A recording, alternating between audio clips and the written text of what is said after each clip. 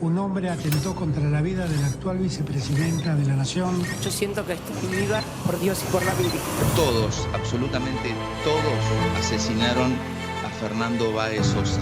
Y esperá que estalle la crisis. Esto va a ser un desastre. El dolor de estas madres y de estas abuelas no son un negocio. No queremos volver a estar en el lugar de los incumplidores, de los mentirosos. Pero tuvimos el vacunatorio VIP, tuvimos la fiesta. Nos querían imponer el Cristina Eterna y tuvimos el valor de frenarla. Yo soy un gato, dice. Mira, bobo, mira, bobo. Y que llaman inflación autoconstruida. Y son la verdad de pedir un disculpa a los bobo argentinos. Que Maduro en Argentina no viene. Todos aquellos que tengan miedo, vayan a buscar otro laburo. Estamos en 2023, hay que cambiar el chip.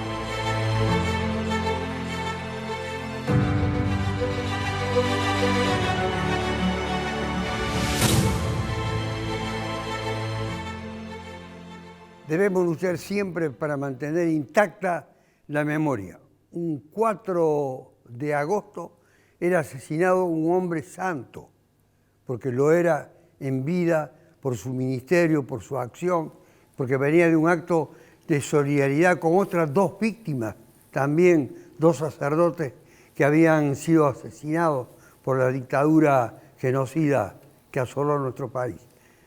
El 4 de agosto, no olvidarlo nunca, a Monseñor Angeleri.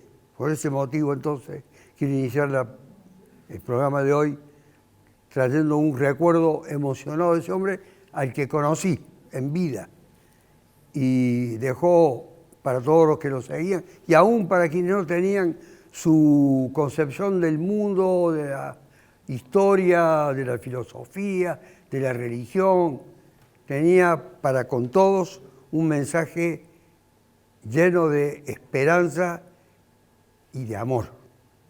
Por eso, para Monseñor Angeleri, esas palabras iniciales, el 4 de agosto, no olvidarlo, fue asesinado por los esbirros de la dictadura con un pretexto verdaderamente canallesco, el que se utilizó para encubrir o para tratar de ocultar que se trataba de un crimen y como tal hay que puntualizarlo como crimen.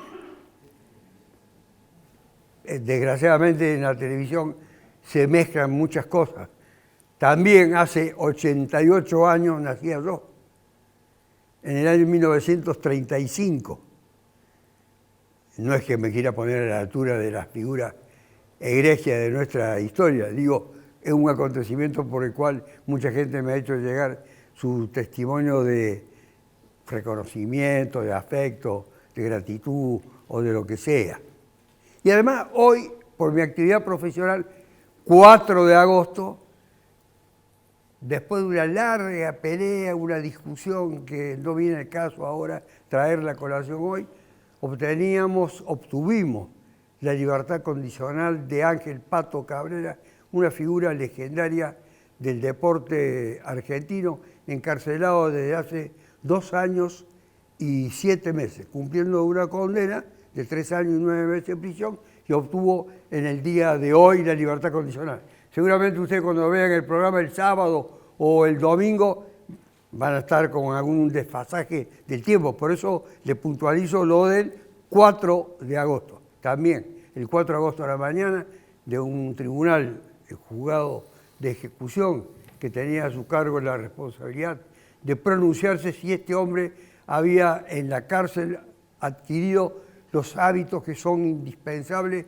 para una vida en convivencia sin ningún tipo de violencia y que la cárcel, amén de que yo soy un enemigo del encarcelamiento de las personas, haya tenido algún tipo de beneficio para su situación, porque la situación de las personas que son encarceladas se vuelve muy problemática y muy compleja y puede generar en el futuro ira, vehemencia, impulsos, que todos estos tienen que ser evidentemente aplacados para no recaer en conductas que puedan llevarlo nuevamente a ese sufrimiento que significa el encarcelamiento. Fue diputada nacional, amén de otras funciones que tuvo Laura Sesma, sí. Y ahora es candidata a diputada nacional por una de las fracciones de Juntos por el Cambio, la que lleva a Rodríguez Larreta como candidato a presidente. En realidad soy candidata parlamentaria, precandidata parlamentaria del Parla Sur, del Parlamento que funciona en el ámbito del Mercosur. Que tiene que funcionar. Que tiene que funcionar, así es. Hay un desafío. Entre otras cosas que ocurren en América, esta es una de las instituciones que hay que recuperar. Así es. Bien. Que es muy importante, el Mercosur es muy importante hoy incluso en su desarrollo porque posibilita ampliar las fronteras del comercio, genera para Argentina mayor desarrollo de la producción, mayor empleo y demás. Y el Parla Sur evidentemente es un espacio que no ha sido reivindicado, que no ha sido jerarquizado en general por quienes han estado o han sido designados allí, y creo que el desafío hoy es darle realmente una función para que la sociedad civil, los sectores productivos también tengan un ámbito para discutir problemas claves como son la lucha contra el terrorismo, contra el narcotráfico, la triple frontera, pero también cómo ampliamos el comercio, cómo facilitamos el tránsito y el intercambio de las personas en todo lo que es el bloque regional. Así que es una tarea importante. Marcelo Faro milita desde siempre en el peronismo y hoy enfrenta una de las mayores pruebas de fuego, el peronismo electoralmente hablando, ¿no? El gobierno de Córdoba, el gobernador de Córdoba. ¿Ve usted alguna perspectiva en este cuadro de tensión extrema que vive la sociedad hoy para el gobernador de Córdoba y lograr instalarse en el escenario nacional que está buscando? Sí. Es una muy buena oportunidad para mostrar un modelo de gestión exitoso, como el modelo de gestión Córdoba, que me parece que Schiaretti ha sabido desempeñar con sabiduría, con fuerza, con inteligencia, y me parece que es el candidato a presidente que mejor puede expresar cómo replicar un modelo que funcionó exitoso, un modelo productivo, un modelo de respeto a las instituciones, un modelo de democracia, cómo se puede replicar en el orden nacional. Por supuesto que es un desafío, siempre es un desafío para todos los dirigentes que surgen del interior, pero también me parece que es una oportunidad para levantar un grito del interior. Y ese grito del interior me parece que lo expresa Schiaretti perfectamente, y si bien es un desafío difícil, complejo, estos escenarios complejos así tienden a polarizar los escenarios, me parece que ofrecen una gran oportunidad, primero para que se conozca a nivel nacional lo que es un modelo de gestión como el de Córdoba. Yo tengo la oportunidad de viajar por muchas provincias de la Argentina y veo que hay una gran distancia, hay una gran diferencia, hay un avance claro de Córdoba respecto de casi todas las provincias, y un avance muy marcado de políticas que han sido exitosas. Esa es la oportunidad que tiene Córdoba de mostrarse y es la oportunidad que tiene Schiaretti de presentar también a la nación un modelo de federalismo, un modelo de republicanismo y de productivismo llevado a la gestión pública. El gobernador electo de Córdoba, Yayora, ha dicho que los pituquitos de la Recoleta quieren enseñarnos a gobernar. Lo hacen desde hace más de 200 años. ¿Eso también no conspiraría contra las chances de Schiaretti? No, para nada, porque casualmente creo que... La instalación de Schiaretti en el ámbito nacional, a eso me estoy refiriendo. No, creo que al contrario, creo que esto pone un poco de relevancia este grito federal, que como bien dice usted no es nuevo, sino que tiene una larga data, ¿no? Es parte de la historia de la Argentina, parte de la historia más injusta de la Argentina, esto de los recursos concentrados en unas pocas manzanas de la Argentina, discriminando al resto. Esto hoy es una realidad y me parece que es una oportunidad de mostrar esta distancia, esta discriminación al interior profundo de la Argentina. Así que creo que es una oportunidad, creo que no conspira. Esto de circunscribirlo en Recoleta es más una figura, ¿no? Son esas pocas manzanas de la capital federal que habitualmente se han llevado el grueso de los recursos y que hoy también lo hacen, y que no es culpa de los porteños, que no es culpa de los ciudadanos de Buenos Aires, es culpa de gran parte de la dirigencia argentina que cuando llegan a las oficinas de la capital federal se olvidan del resto del país, gobiernan para ese sector poderoso y potente y discriminan al resto. Esto es lo que estamos viviendo hoy, es injusto, lo sufrimos en el interior y la oportunidad de Schiaretti es llevar esa bandera de federalismo y ojalá sea exitosa su performance, porque eso nos permitiría cambiar para siempre esta realidad de la Argentina tan injusta, ¿no? Marisa Carí es una trabajadora social que ahora tiene un enfrentamiento con la realidad, o la realidad se va a ocupar de ella para diseñar sus próximos pasos muy recientes que van y que conducen a su aspiración de ser candidata, lo es, a diputada nacional por nada menos Libre del Sur, que ha quedado como, pues me va a ser muy importante no solamente a mí, sino a la audiencia, saber dónde está Libre del Sur. Libre del Sur es una organización que ya tiene, digamos, una trayectoria de 36 años. Yo milito desde el inicio, nació en Córdoba y, digamos, y se expandió a todo el país y estamos con representación en las 23 provincias y en el distrito de Cava. Nos hemos multiplicado y la verdad que en estas circunstancias creemos que estamos con la posibilidad cierta de poder presentar un proyecto de gobierno desde nuestra propia organización. Siempre hemos ido en alianzas, en frentes, y esta vez creemos que en estas circunstancias podemos generar una alternativa concreta, diferente, para los sectores populares, para la clase media, para los jubilados, para las pymes, ¿no? Los comerciantes, que han sido, digamos, realmente vapuleados durante estas décadas por los gobiernos que nos han antecedido. Quiere decir que ustedes van ahora solos. Nosotros vamos solos, con nuestro candidato que es también, digamos, del interior, es de Neuquén, de la provincia donde está Vaca Muerta, donde creemos que estos recursos que, digamos, van a ser potenciales para la Argentina, de riqueza, ¿no? Y que depende precisamente de quiénes van a gobernar para poder, digamos, ver hacia dónde se distribuyen esas riquezas, porque creemos que el país puede salir adelante, pero si se sigue gobernando con la lógica de hasta ahora, con el modelo de políticos, digamos, y de gobiernos que han beneficiado a un sector específico, ¿no? Pudiente, de ricos, multinacionales, especuladores financieros, digamos, el país va a seguir en una lógica de empobrecimiento que nosotros realmente no queremos y venimos a proponer justamente lo contrario, ¿no? Martín Freneda, ¿cuál es el eje convocar? Martín Freneda tiene una larga historia que no la voy a sintetizar en pocas palabras. Hoy es candidato a diputado nacional por nada menos que quienes llevan la bandera del gobierno actual del orden nacional, aún con sus vaivenes, ese gobierno nacional, Unidos por la Patria. ¿Qué es lo une? ¿Qué es unir por la patria? Son tantas cosas. A ver, Angelelli el 4 de agosto seguro que nos une y probablemente que nos une a todos. Ese día que vos iniciaste este programa, ¿cómo saludarte? Por los 88 años, no tengo la menor duda que también es parte de lo que nos une. Nos une una trayectoria, una historia, lo que pudimos hacer en tiempos difíciles cuando parecía imposible.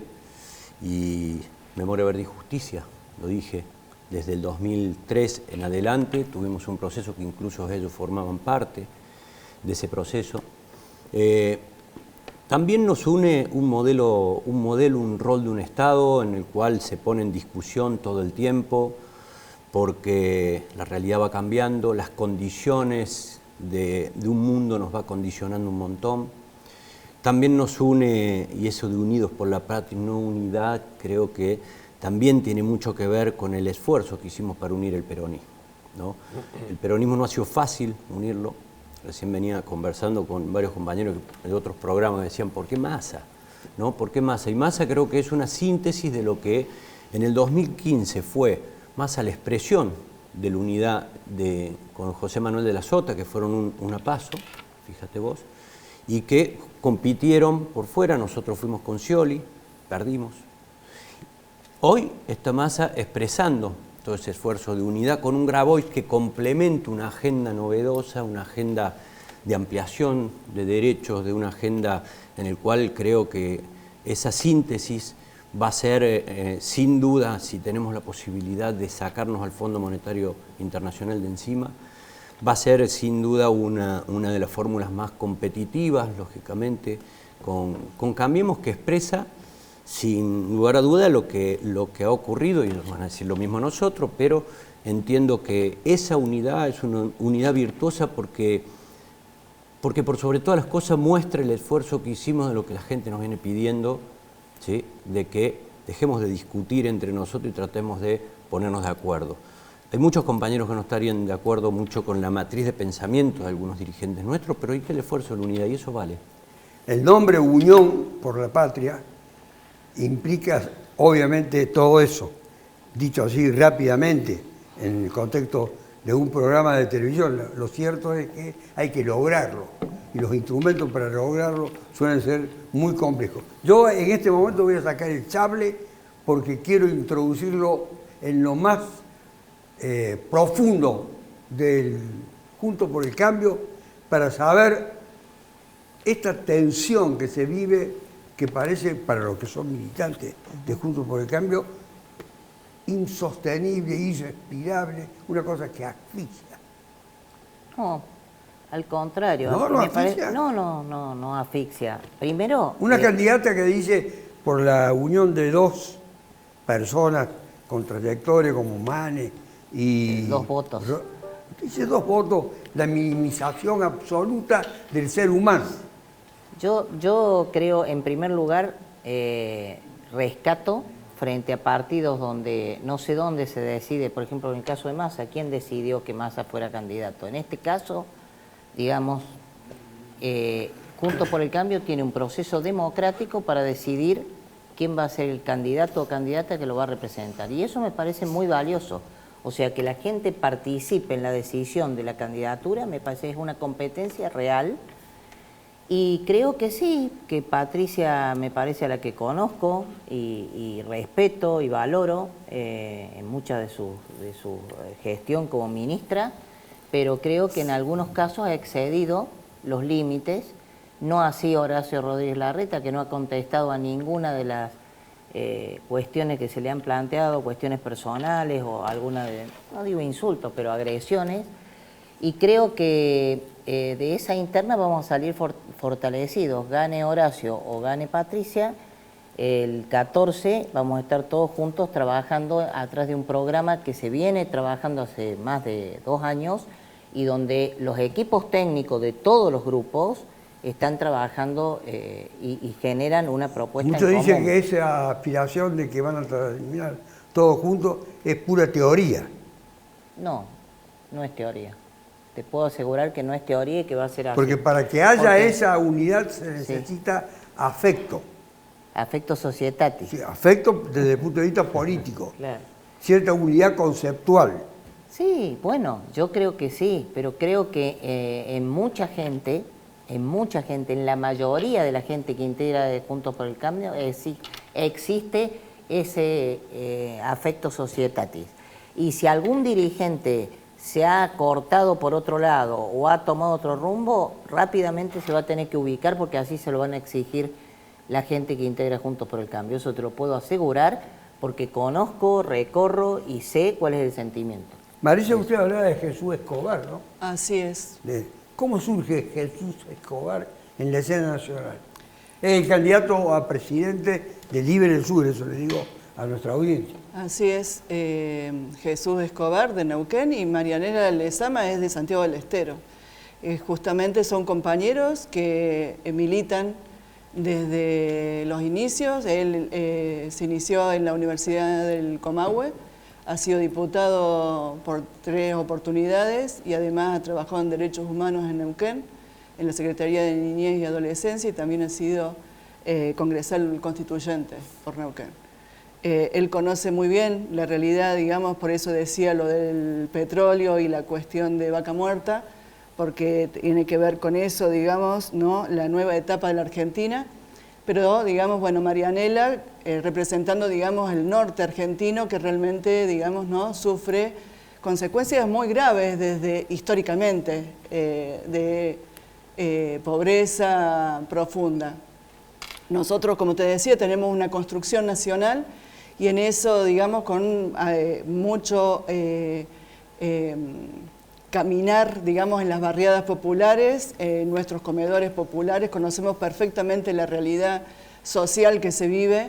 Estamos en la vereda opuesta, digamos, masa para nosotros es inflación, es pobreza, es realmente, digamos, la continuidad de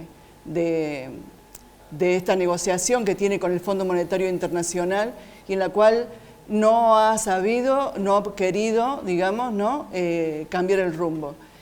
Creemos de que han tenido la oportunidad histórica de poder transformar la Argentina y no lo han hecho. En realidad, digamos, tomaron la decisión de seguir encaminando, digamos, ¿no? En enriquecer el mismo sector de siempre, empobreciendo, digamos, a las mayorías. De hecho, tenemos un 42% de pobreza en la Argentina, ¿no? Yo voy a hablar de los mismos sectores de siempre, para saber, para identificarlo, porque hoy la gente tiene un gran, una especie de desconocimiento, de cierto desaliento y también de necesidad de esclarecimiento.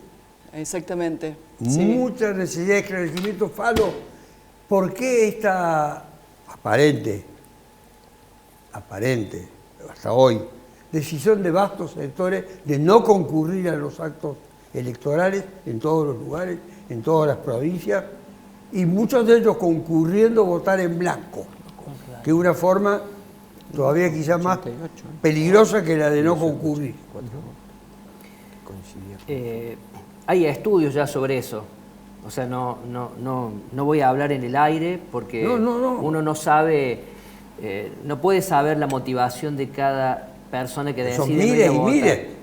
Pero hay estudios sobre eso. De hecho, en estos últimos tiempos, ante esta preocupación de que la gente no concurre a votar o no concurre por lo menos en la misma proporción en la que hacía en otros años, ha habido estudios sobre eso. Y la gente básicamente lo que tiene es un profundo descontento con la realidad que vive y escasas motivaciones para ir a votar. Entonces aparecen excusas triviales que la gente se pone a sí misma y eso justifica de alguna manera que no vayan a votar. Pero básicamente tiene que ver con este hastío, con esta situación compleja que se vive en cada familia argentina y también con la falta de motivación. Hay mucha gente que piensa, si yo voy a votar, no cambio nada. Son siempre los mismos, a lo mejor ven la lista de candidatos y piensan, bueno, siempre son los mismos, no hay nada nuevo, y eso los desmotiva.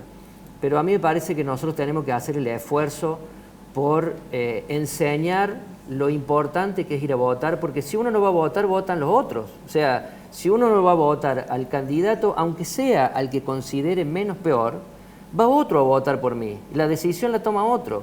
Y me parece que eso, en este tiempo, no nos lo podemos permitir. Ya como vamos ciudadanos. a ver qué actos se deben cumplir para lograr esa motivación. La irrupción de un sujeto como Milei, Fresneda, en un momento determinado parecía que capitalizaba todas las ansias de ruptura. Y cuando empezaron a conocer lo que se propone este hombre, en definitiva empezaron a pensar, más allá de ciertos sectores de jóvenes que no tienen experiencia, que podía avecinarse un proceso de extrema pobreza en la Argentina, para cada uno de los que aspiran a cambiar y creían que mágicamente este hombre lo iba a cambiar. Tiene que ver con lo que estaba diciendo Marcelo, ¿no? Porque es un fenómeno global donde algunos quieren utilizar la categoría una nueva derecha, ¿no? O en Francia una nueva izquierda. Yo no coincido. Global, hablamos del mundo. Sí, por lo menos el mundo occidental. ¿Sí? Bien. En el cual te preguntás por qué está perdiendo las elecciones en Barcelona, en Valencia. No, porque ese fenómeno también se da en Sudán, ¿sí?, en la India, en otros lugares que no tienen nada que ver con Occidente. Es verdad, pero lo que sí, fíjate vos, ¿por qué lo vinculo? Porque si hay un estudio, un hombre muy interesante que se llama Gutiérrez Ruy, que habla de que la política no está interpretando el sentimiento de la gente, más intenta interpretar todo el tiempo el pensamiento, la racionalidad o la lógica. Y ahí se genera una distancia. Fontevecchia lo hace juntamente con Durán Barba, y Durán Barba ahí plantea una cosa muy interesante que dice: el espectáculo, la política, ya no es atractivo frente a semejante cantidad de invasión de información y de otros espectáculos en los cuales estamos. Entonces, muchas veces los políticos tenemos que andar haciendo escándalo para que nos escuchen. Eso es parte que me pareció interesante lo que dijo Durán Barba, porque muchas veces creemos que es descreimiento del sistema democrático por insatisfacción democrática. Curiosamente en la última edición de Perfil, con una nota de Durán Barba, hablaba de lo que podía lograr alcanzar alguien que está en la antípoda de Durán Barba, como es Graboy. Dice que podía capitalizar hasta un 10% del voto de los jóvenes, porque le asigna un alto grado de capacidad de gestión, primero, y de inteligencia. Por cierto, que le hace algunas observaciones de tipo ideológico, obviamente. Pero este es un fenómeno raro, porque individuos como Fontevecchia, Durán Barba, etcétera, se ocupan de fenómenos que conciernen a otras fuerzas que no son las propias. Sí, efectivamente, porque son emergentes. Tanto Graboy como Milei son emergentes de un mundo, de una sociedad que está exigiendo transformaciones profundas. Ahora, la pregunta que nos tenemos que hacer: ¿cuáles transformaciones profundas se pueden hacer? Y ahí donde tenemos un debate en el cual los condicionamientos que tienen las democracias, que eso es el común denominador de grandes de esos países. Un común denominador es que estamos frente a una insatisfacción democrática donde existen factores de poder extraordinarios, en donde cerca del 70% de esos factores de poder no están regulados por el Estado, es un Estado deficitario, una sociedad que le exige al Estado que regule y equilibre, y al mismo tiempo también tenés los problemas nacionales, y esos problemas nacionales se distancian de la política. Hay contradicciones, sin duda, y vos me decís, Javier Milei, hoy, ¿quién es? Y yo creo que es la expresión de lo que nosotros fuimos en los 90, mi generación. Mirá lo que te digo, porque no creo que Javier Milei sea una expresión de la nueva derecha. Él tiene una agenda de una derecha para tratar de atraer un electorado desilusionado. Pero lo que te quiero decir es que, y no es casualidad que capta los votos de jóvenes varones, no mujeres, entre 20 y 30 años.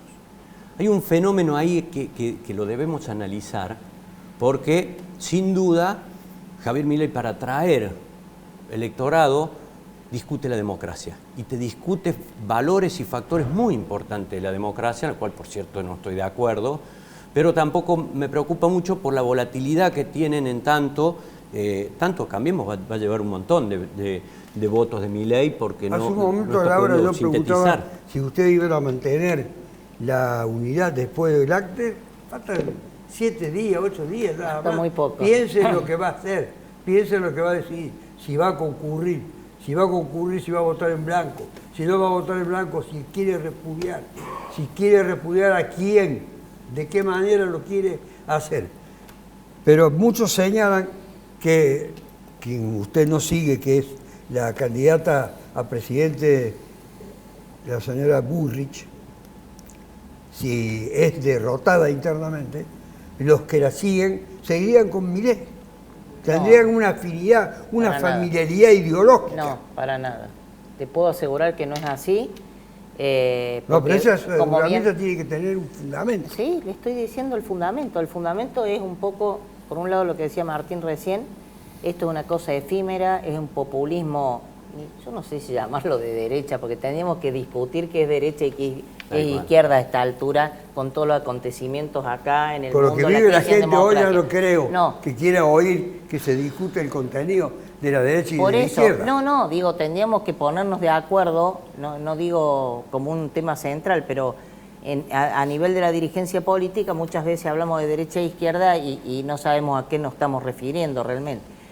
Para nada, porque lo para que nada plantea para nada, a eso es para nada, porque el programa al que adhiere Bullrich, al que adhieren sus equipos, no tiene nada que ver con las propuestas de Milei, de dolarizar, de eliminar el Banco Central, lo que llevaría a una situación terrible de mayor empobrecimiento, de mayor inflación, cuando nuestros programas, la de Bullrich, los economistas que están con Bullrich, los economistas que están con Horacio Rodríguez Larreta, los economistas que están con Carrió, con Gerardo Morales, coinciden en las medidas que hay que tomar.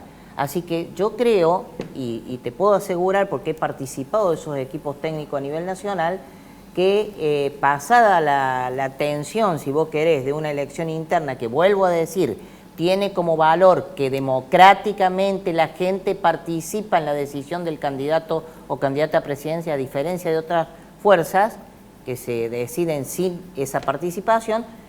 Juntos por el Cambio va a poder exponer su programa de gobierno y más. La mayor diferencia entre Patricia y Horacio Rodríguez Larreta es el cómo, no las propuestas. Ya voy a volver sobre eso, pero quiero saber, cuando vuelva también, cuáles son los presupuestos para atender a que haya una atracción para Libre del Sur por parte de aquellos que no lo conocen, que a Libre del Sur lo tienen como marginado, pues el sistema lo margina. Exactamente.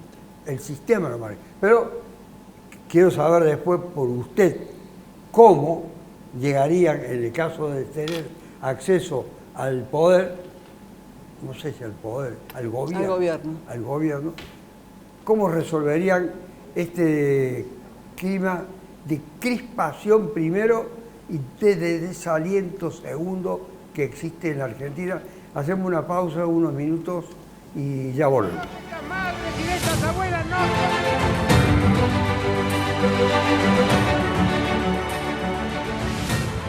No te dio vivir, tuvimos la fiesta. Nos querían. Marisa. Marisa.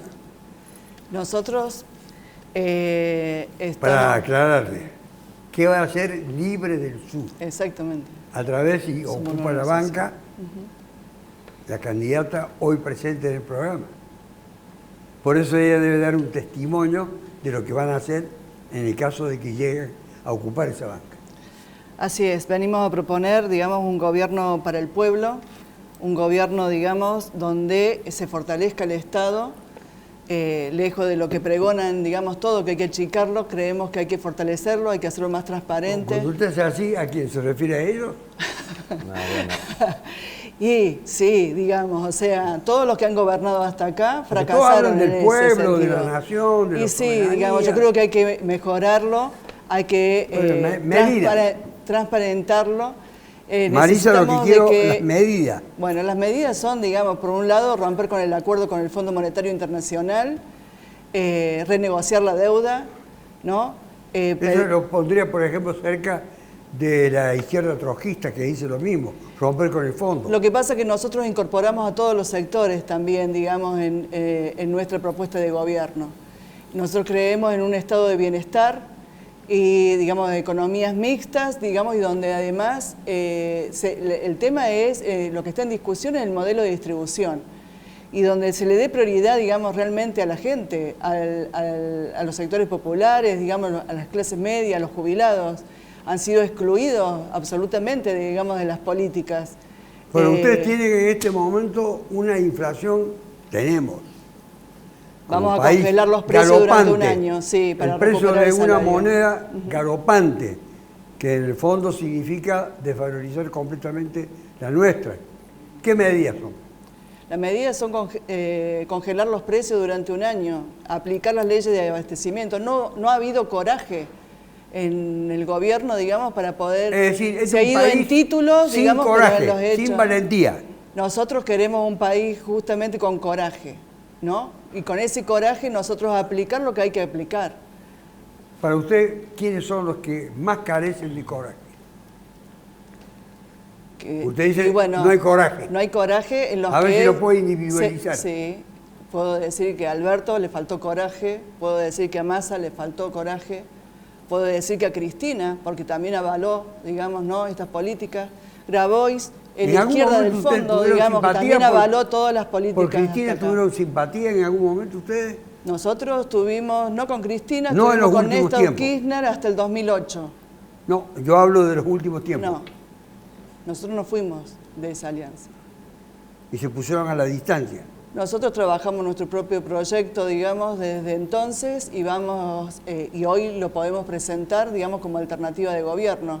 Cuando vos hablabas recién de la cuestión del descreimiento de la gente, nosotros le pedimos realmente, digamos, que nos acompañen, de que hay alternativa, de que el voto tiene un valor, ¿no? Que también durante todas estas décadas se ha creído, digamos, de que uno iba formalmente a una elección a votar, ¿no? Entonces, y que todos los políticos son lo mismo, que la política que se hace es corrupta. Hay otra forma, hay otros dirigentes, ¿no? Los dirigentes que estamos abajo y estamos los 365 días del año con la gente, sabemos perfectamente y la gente nos reconoce totalmente. A eso me refiero, ¿los reconoce? Nos reconoce, hacemos un trabajo muy artesanal porque no tenemos los medios están, digamos, ¿no?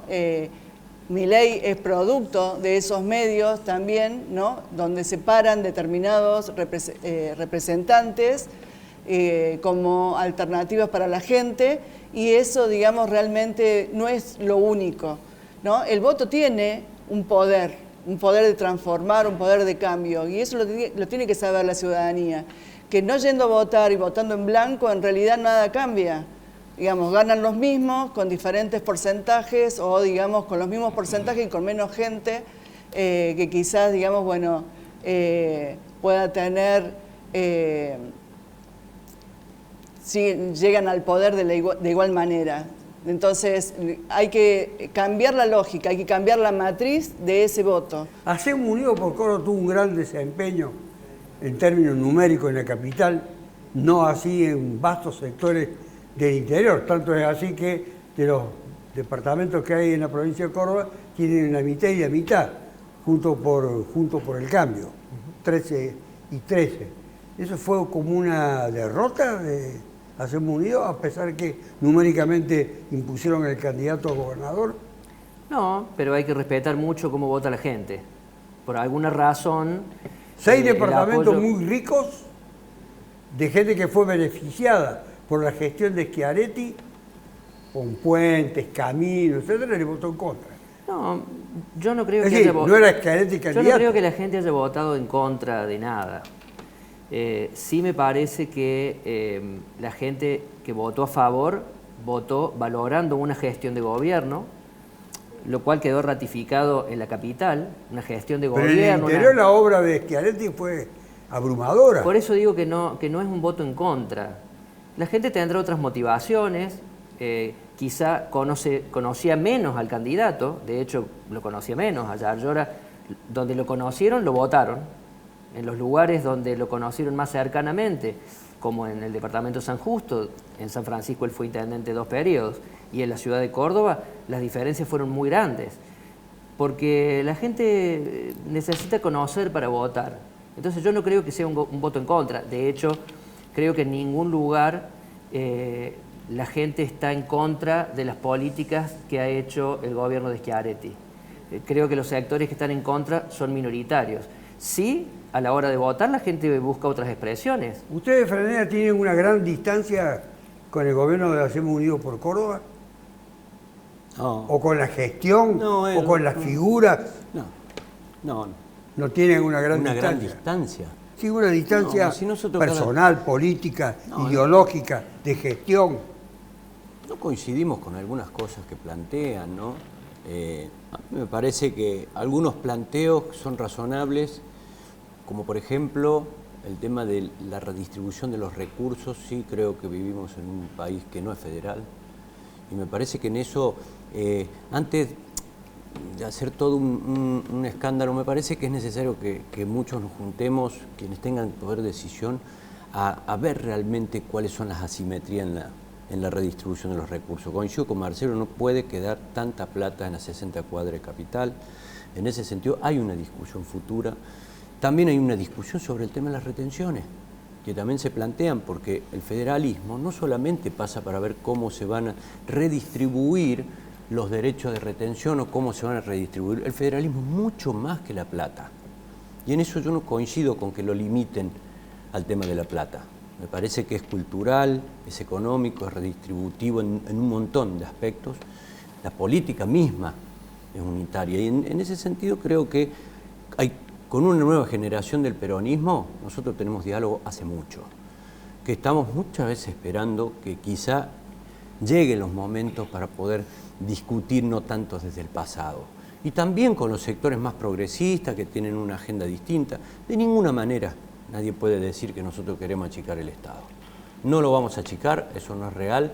Unión por la Patria va a tratar de hacer todo lo posible. Primero, para salir del fondo y no tener la economía tan condicionada. Segundo, hablando de coraje, ayer lo decía Massa, hay un 0,4% del déficit fiscal que son subsidios a las grandes empresas.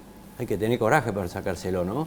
Vamos a verlo, porque no son ni los planes ni los programas los que están generando un desequilibrio fiscal que el fondo nos exige. Y esa es la discusión que tenemos que tener verdadera, los argentinos y la Argentina, un gran acuerdo político. ¿Cómo se van a ubicar ustedes en América? En el Parla Sur, ¿cómo se van a ubicar? América está muy diversa, muy distinta. Sí, bueno, pero la posición de Juntos por el Cambio es absolutamente coherente con la Carta de Defensa de la Democracia y los Derechos Humanos, que es una de las partes fundamentales del Mercosur. Y en ese sentido, por ejemplo, Venezuela no participa del Mercosur porque está sancionada por los otros países, porque entendemos que en Venezuela claramente hay violación de los derechos. Bueno, uno de los países más poderosos como es Brasil no lo sanciona. México tampoco lo sanciona. Bueno, pero la posición de Argentina debería ser claramente de sanción a un país que viola los derechos humanos y que no tiene un régimen democrático. Tiene legalidad de origen, porque el que llegó por elecciones, pero no hay un sistema realmente de respeto a las minorías y a las diferencias. Entonces, en eso es claramente diferente la posición de Juntos con el Cambio con, por ejemplo, el actual gobierno o el kirchnerismo, que ha tenido una posición en materia de política exterior de aliarse o de defender estos regímenes. Nosotros no los defendemos, claramente. Y esa es la posición que llevamos a todos lados. Esa visión que tiene Fresneda del federalismo, que no es una cuestión solamente de peso, diríamos. Tiene razón.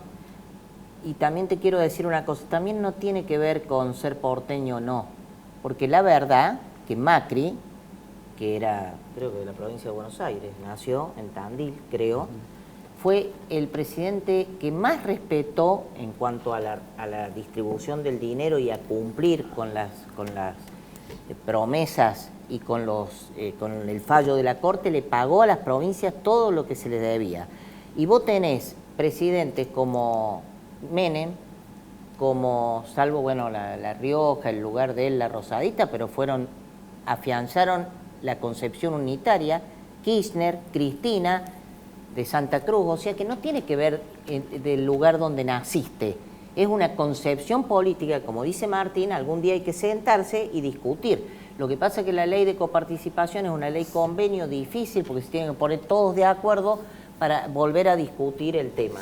Pero creo que habrá que, esto de los subsidios, esto de que, porque todos lo hemos vivido, de tener un conocido, un amigo que vive en La Recoleta, en Barrio Norte, y paga 500 pesos de luz, y acá pagás, con el mismo gasto, a lo mejor pagás 6 o 7 veces más, y que no, si bien se ha corregido en parte, o el gobierno ha intentado corregirlo, pero creo que son cuestiones que hay que corregirlas realmente, igual que con el tema del subsidio al transporte, o por ejemplo vos tenés la empresa de agua y la empresa de cloacas que le brinda este servicio a gran parte de la provincia de Buenos Aires y a Cava, son empresas que están en la órbita del gobierno nacional, o sea que se sostienen con el dinero que aporta el gobierno nacional, es decir, con el dinero que aportan todos los argentinos, cuando esas empresas, como tenemos nosotros los cordobeses o cualquier otra, tendrían que estar dentro del gobierno de Cava o dentro del gobierno de la provincia de Buenos Aires, y el gasto o el manejo de esas empresas tendría que estar en manos de las provincias, de quien la usa, no del gobierno nacional. Marisa, ¿ustedes perciben que hay una resistencia a votar? Pues sobre eso no he tocado el tema con usted. Que si usted y Libre del Sur percibe que hay una resistencia a votar. Uno de los sectores, digamos, que hay que empujar a la gente a votar. Sí. Sí. ¿Y se preguntan por qué? Y tiene que ver con el enojo. La gente está enojada. La verdad, digamos, no quiere ir a votar por una cuestión de que cree que no va a cambiar nada. Por eso, digamos, la discusión concreta, lo dije recién, digamos, ¿no? Es esto, de darle valor a ese voto, es la discusión que tenemos nosotros en el mano a mano, y que realmente es fundamental de que la gente participe y que elija, ¿no? Que busque, que esa es la que prédica de ustedes. Sí, frente a esa prédica, a ese enojo, ¿qué hace el enojado?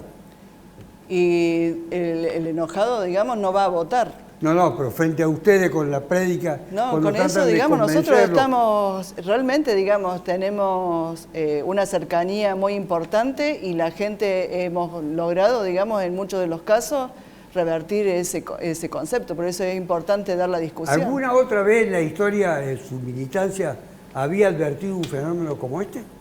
¿De esa resistencia? Hubo época, porque digamos, bueno, uno no es tan jovencito, digamos, ¿no? Han pasado por varias ya.